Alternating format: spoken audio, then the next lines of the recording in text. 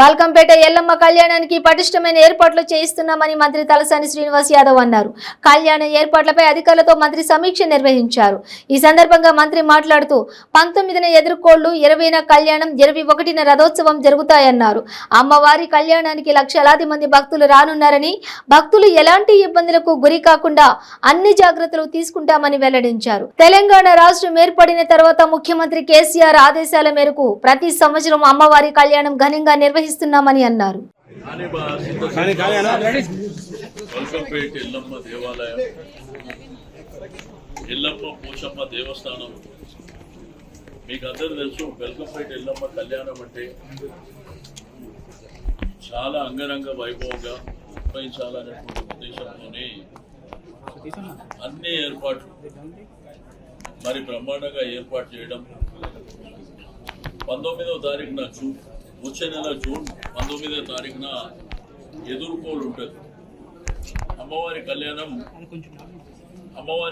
20వ తేదీన ఉంటుంది. 21 రథం ఊరేగింపు ఉంటుంది.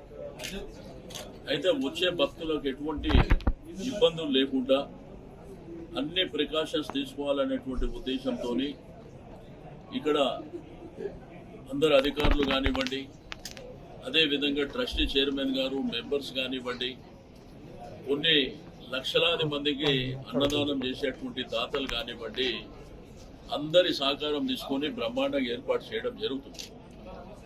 తెలంగాణ రాష్ట్రం ఏర్పడక ముందు దగ్గర ఒక 50-60 వేల మంది కళ్యాణానికి అమ్మవారి దగ్గరకు వస్తుండే.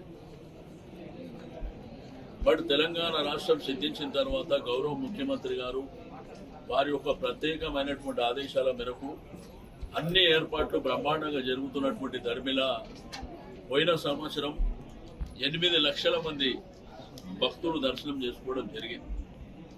కాబట్టి ఈసారి పెరిగేటువంటి అవకాశం కూడా ఎక్కువ ఉన్నది. కాబట్టి వచ్చేటువంటి భక్తులకు ఎటువంటి ఆటంకాలు, ఇబ్బందులు లేకుండా తెలంగాణ పల్లెలే కాకుండా యావత్ భారతదేశం నుంచి, చాలా రాష్ట్రాల నుంచి, విదేశాల నుంచి కూడా అమ్మవారి భక్తులు రావడం జరుగుతుంది. కాబట్టి అందుకే ముందు జాగ్రత్త కింద బిఫోరే కొంత ఏర్పాట్లు ప్రిపరేషన్ చేసుకోవాలనేటువంటి ఉద్దేశంతోనే ఈరోజు సమావేశం ఏర్పాటు చేసుకోవడం జరిగింది.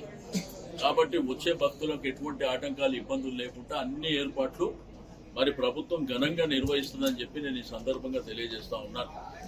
బాల్కంపేట ఎల్లమ్మ వారి చరిత్ర కూడా కొన్ని వందల వేల సంవత్సరాల క్రితం చరిత్ర. మీకు అక్కడ ఒక గ్రామం ఉండే, ఆ గ్రామంలో మరి అమ్మవారు వెలిసింది నీళ్ల నుండి అని మన చరిత్ర చెప్తుంది. కాబట్టి ఆ చరిత్ర కలిగినటువంటి అమ్మవారిని పవిత్రంగా మరి పూజించేటువంటి భక్తులు కొన్ని లక్షల సంఖ్యలో మరి అమ్మవారి కళ్యాణంకు రావడం జరుగుతుంది. ప్రతి మంగళవారం, శుక్రవారం, ఆదివారం